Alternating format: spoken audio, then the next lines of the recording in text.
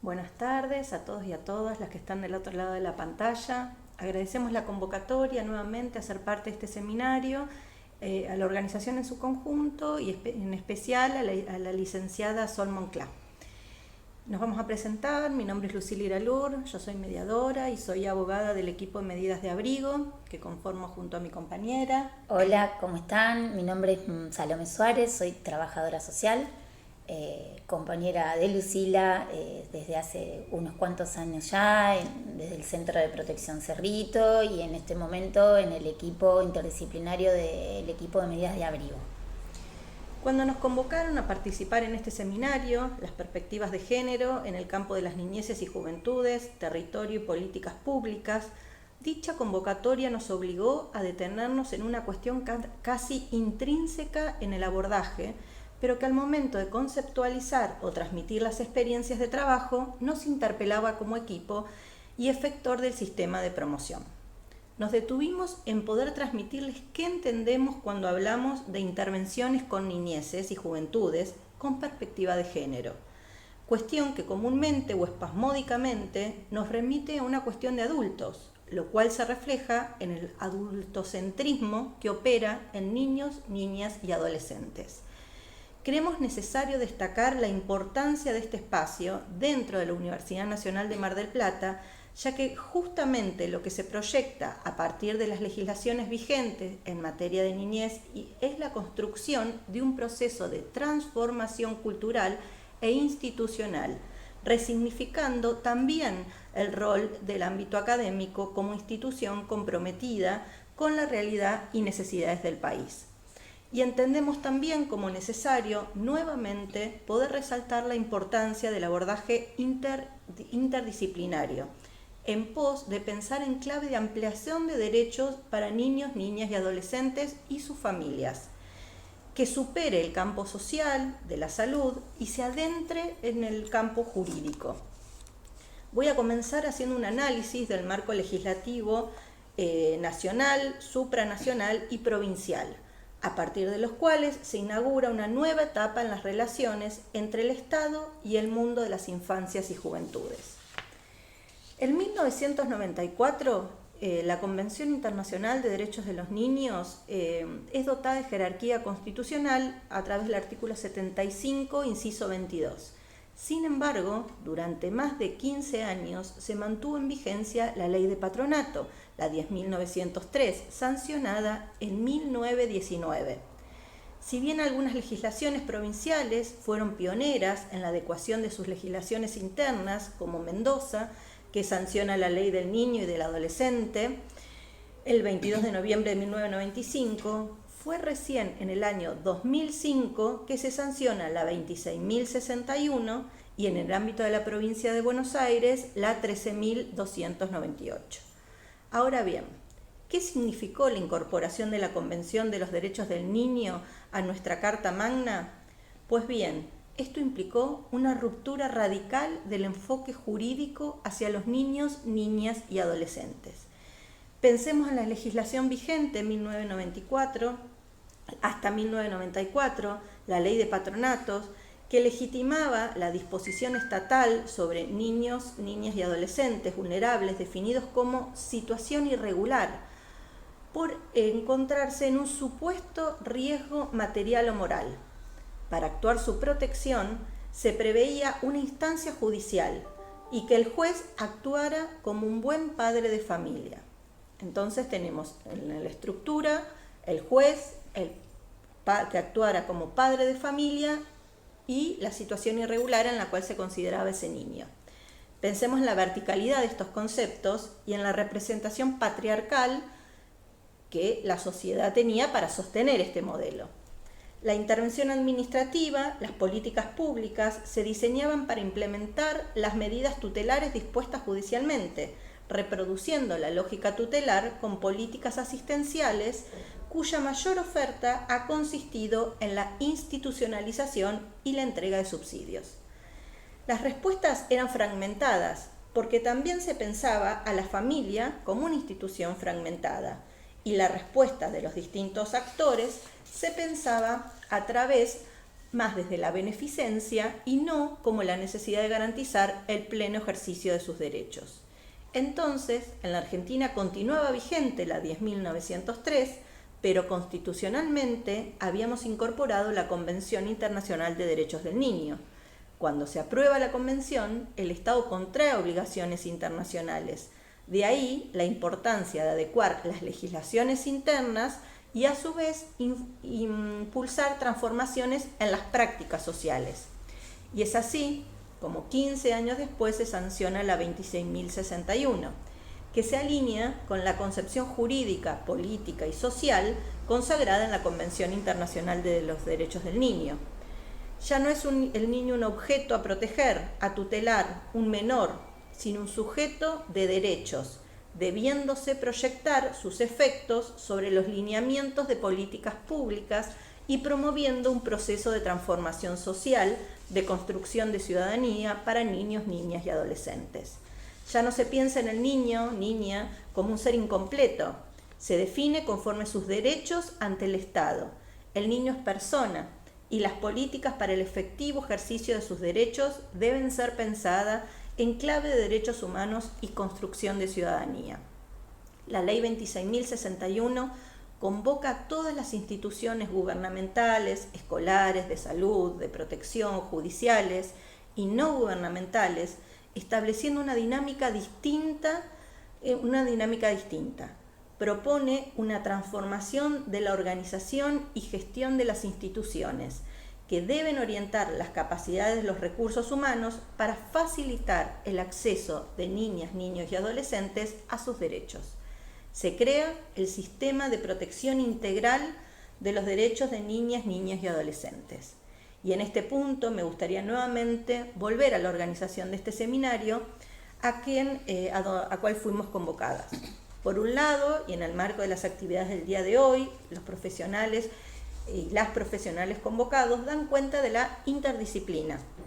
Es decir, la Ley 13.298 habla de la conformación de los servicios locales nominados como equipos interdisciplinarios. Asimismo, en relación a las y los profesionales de las presentaciones anteriores y las posteriores, también dan cuenta de un abordaje interinstitucional entre los distintos efectores del Estado, como así organizaciones sociales, barriales y culturales. Entonces, ya no se estructura la protección integral de niños, niñas y adolescentes sobre la base de un actuar judicial, sino del trabajo con otros. Pensar en el trabajo con otros en estos tiempos podríamos decir que se presenta como algo habitual, teniendo en cuenta la complejidad del campo de intervención al que nos enfrentamos en estas épocas. Si pensamos en los términos que prevalecían con la 10.903, la ley de patronato, y los conceptos que fueron surgiendo a raíz del desarrollo de la legislación vigente, podemos dimensionar el compromiso social que implica efectivizar, motorizar y ampliar los derechos de niñas, niños y adolescentes. En el modelo tutelar, el circuito se restringía a pocos autores. Hoy podemos hablar de interdisciplina, sistema, red y corresponsabilidad. Este último término era desconocido en el modelo tutelar. El artículo 4 de la 26.061 fija las pautas para la elaboración de políticas públicas. Los voy a leer brevemente, tratando de conceptualizar lo que quiere transmitir el espíritu de la 26.061.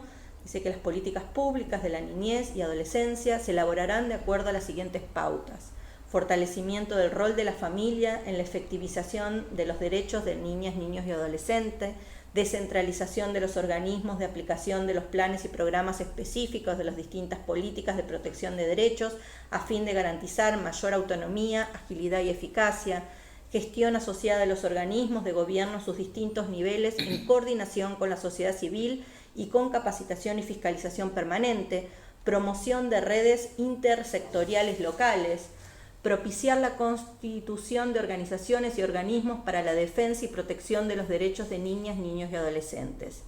Y es así como ya deja de instrumentarse las políticas y la afectación de recursos solo con el objetivo de implementar las resoluciones judiciales de ese buen padre de familia que era el juez de menores, que generalmente quedaba reducido al ingreso de niñas y niños al Instituto de Menores, para poder pensarse en el cuidado integral, respetando sus orígenes y priorizando su escucha. Y es en este contexto que se diagraman las políticas en clave de ampliación de derechos.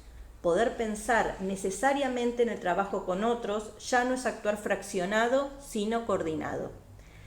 La propuesta de trabajo en red necesariamente nos invita a cuestionar los tradicionales modelos y dispositivos de actuación. Implica respetar el marco normativo, ético y político que nos indicará los límites y alcances de nuestras intervenciones.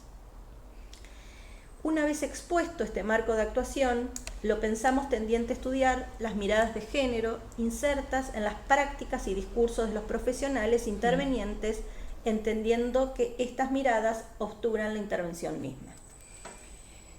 Bueno, creemos que es necesario aquí poder mencionar qué entendemos por género.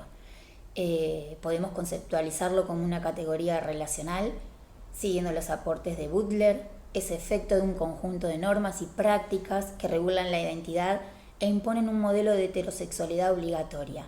Sin embargo, entendemos que las identidades masculinas y femeninas están en permanente proceso de construcción. Ahora bien, ¿por qué consideramos que es importante la perspectiva de género en la intervención y, en el caso que nos convoca en este seminario, en las niñeces y juventudes específicamente? La categoría género, junto con otras como la clase, la raza, la etnia, construyen subjetividades y posicionamientos sobre el sujeto de la intervención. La ausencia de esta perspectiva no hace más que repetir estereotipos que no se alejen de la norma del deber ser. Incorporar estas miradas al momento de intervenir nos hará ver a las y los sujetos de la intervención como un otro semejante, con potencialidades, nos permite empatizar y realizar o llevar adelante un trabajo sensible, ¿sí? Como mencionamos anteriormente, entendemos que el género como una categoría, una construcción histórico-cultural, la cual varía de acuerdo a la época y a los grupos. En ella se agrupan las conductas y roles socialmente esperados para cada uno de los sexos. Cuando hablamos de roles y estereotipos socialmente asignados, hacemos referencia a conductas y prácticas que se corresponden a un deber ser. Dichos estereotipos se hacen presentes al momento de la intervención profesional y operan como delineadores o vías de conductas a las cuales deberían responder las y los sujetos de la intervención. Incorporar la perspectiva de género al ejercicio profesional resulta de vital importancia a la hora de pensar en estrategias que permitan desandar estos estereotipos, roles y conductas socialmente esperadas. Entendemos que la presencia de la perspectiva de género en niñeces y juventudes nos lleva a pensar la realidad de los y las sujetos, no solo desde las condiciones materiales de existencia, sino también dentro y en las relaciones sociales donde se tejen relaciones de poder. Esto nos permitirá comprender los procesos sociales y culturales en los cuales las diferencias sexuales se traducen en desigualdades sociales. Entonces, nos encontramos con la necesidad de pensar y reflexionar en los espacios laborales donde se desarrollan nuestras prácticas profesionales. Apostar a generar espacios que nos encuentren con las familias, los niños, las niñas y los jóvenes desde otro lugar. En ese sentido, entendemos que transformar esas lógicas de trabajo nos exige luchar, nada más y nada menos, que contra toda una construcción histórica, política y cultural preexistente. En el marco de ley en el que trabajamos, los derechos se nos imponen como el único marco posible a partir del cual pensar a las niñeces, sus necesidades, sus problemas, sus deseos, etc., y por ende las posibilidades y limitaciones en la construcción de estrategias de intervención en este campo. Es por ello que consideramos que el interés superior del niño debe dejar de ser un enunciado de presentación para traducirse en políticas que apunten a generar espacios que se traduzcan en una real participación y protagonismo de los niños y las niñas desde una escucha y compromiso frente a las demandas de este sector, donde finalmente se les otorgue y reconozca el coprotagonismo que históricamente han tenido en tanto sujetos políticos y han desembocado en políticas que solo apuntan a su control y disciplinamiento. Esta tarea no debe encerrarnos en nuestros espacios de trabajo, sino más bien nos debe permitir abrir el diálogo con otras organizaciones, con otros actores, convidarnos las experiencias, las inquietudes y las preocupaciones. La responsabilidad debe ser política respecto de nuestras intervenciones, lo que implica considerarnos no solo en el hacer, sino en la construcción de un conocimiento fundado. No podemos pensarnos en el ejercicio profesional, en atención a niñeces y juventudes, sin un otro, en intervenciones aisladas. El trabajo de fortalecimiento familiar y con los adultos responsables y o referentes afectivos conlleva un gran porcentaje de las intervenciones el encuentro con situaciones complejas arraigadas en cuestiones de género. Casos atendidos en conjunto, por ejemplo, como para dar cuenta de algunas de intervenciones con las cuales nos encontramos casi en lo cotidiano, ¿sí? En conjunto con instituciones, por ejemplo, pertenecientes a la salud pública, como embarazos de niñas adolescentes, de mujeres que han tenido varias gestaciones, que presentan diagnósticos de enfermedades infectocontagiosas como VIH, sífilis, mujeres embarazadas que presentan consumo problemático de sustancias, con diferentes capacidades, personas LGTB, mujeres víctimas de violencia físico, psíquica y económica.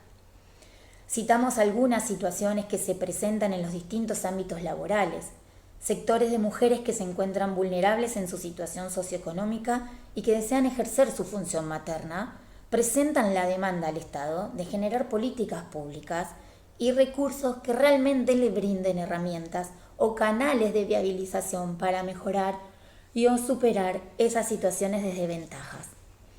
Situaciones que abordamos en conjunto con la Dirección de Política de Género del municipio de General Pueyrredón, como así también actualmente con la Subsecretaría de Políticas de Género y Diversidad Sexual perteneciente al Ministerio de Mujeres, Políticas de Género y Diversidad Sexual de la provincia de Buenos Aires, nos hacen pensar que este cambio social y cultural no puede más que avanzar.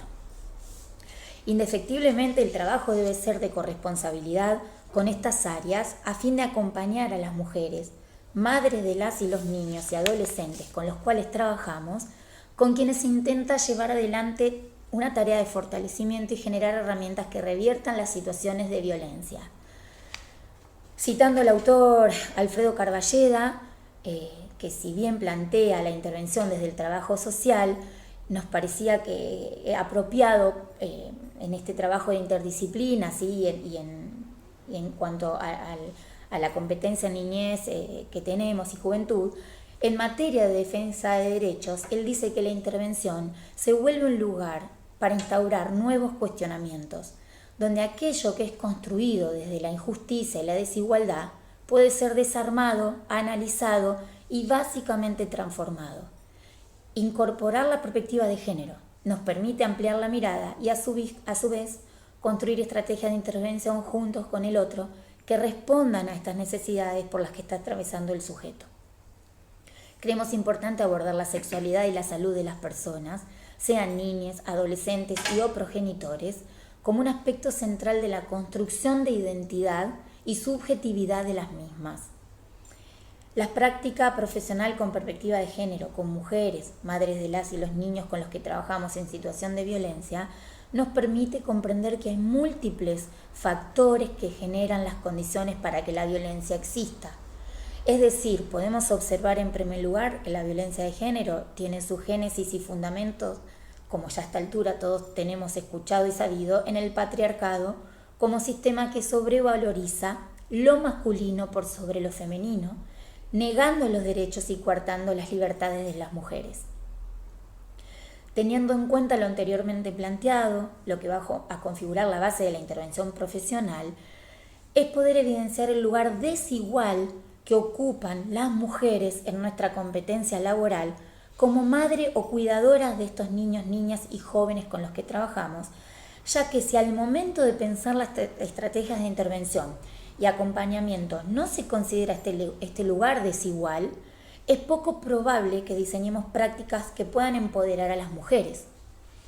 Es necesario incorporar la perspectiva de género para evidenciar las relaciones de poder y reconocer que los diferentes modos de violencia se configuran a partir de estas relaciones desiguales y en nuestro trabajo lograr evidenciar cómo las funciones parentales se ven reflejadas dichas relaciones. En este sentido, incluir la perspectiva de género en nuestras intervenciones nos permitirá construir juntos con ellos, con los sujetos, nuevos caminos que nos conduzcan a relaciones más igualitarias. Asimismo, no podemos dejar de mencionar el rol activo y la importancia de su tarea en lo que respecta al área de educación, la cual juega un rol fundamental en el proceso de socialización, como así también los medios de comunicación que han adquirido un papel preponderante en la reproducción de roles y estereotipos de género. Consideramos que el diseño e implementación de políticas públicas en lo que concierne en este momento, que es el campo de las niñeces y juventudes, deberá incluir la perspectiva de género para evitar entonces reproducir roles y estereotipos asignados y arraigados en nuestra sociedad y asimismo en nuestras instituciones. Resulta fundamental ya que dichas políticas se constituyen en las herramientas de la intervención. Como vemos, desandar las relaciones desiguales existentes entre los géneros es una tarea conjunta y no exclusiva de una disciplina o una esfera de trabajo, y que como profesionales estamos comprometidos a generar prácticas que tiendan a favorecer la equidad de género. Como ya hemos podido escuchar en la palabra de los profesionales que antecedieron este seminario, el proceso de implementación de la legislación actual no es directo. No se puede desconocer la necesidad de adecuar el presupuesto en pos de garantizar los recursos humanos y materiales para hacer viable lo que la ley establece. Las políticas destinadas a la promoción y la protección de las niñeces y juventudes se han constituido en políticas precarias, caracterizadas por fondos insuficientes, por la ausencia de estadísticas, así también por la precarización de quienes trabajan en este sector, con sobrecarga de tareas por escasez de personal. Tampoco podemos dejar de hacer mención el orden de lo ideológico de los actores vinculados a las políticas destinadas a las niñeces, dentro de las cuales las y los profesionales, en tanto adultos, no quedamos exentos. Debemos problematizar y desnaturalizar nuestras intervenciones, las concepciones de niñez, de políticas sociales y estados que subyacen. Implica entonces responsabilidad, formación, capacitación y compromiso profesional. El desafío no es solo reconocer a las niñeces diversas, sino también analizar las relaciones adultistas que históricamente hemos producido y reproducido como sociedad y que nos han oprimido y oprimen. Implica apostar a un proyecto profesional y societal que busque la transformación de los múltiples sistemas de opresión. Por otro lado, el segundo aspecto que consideramos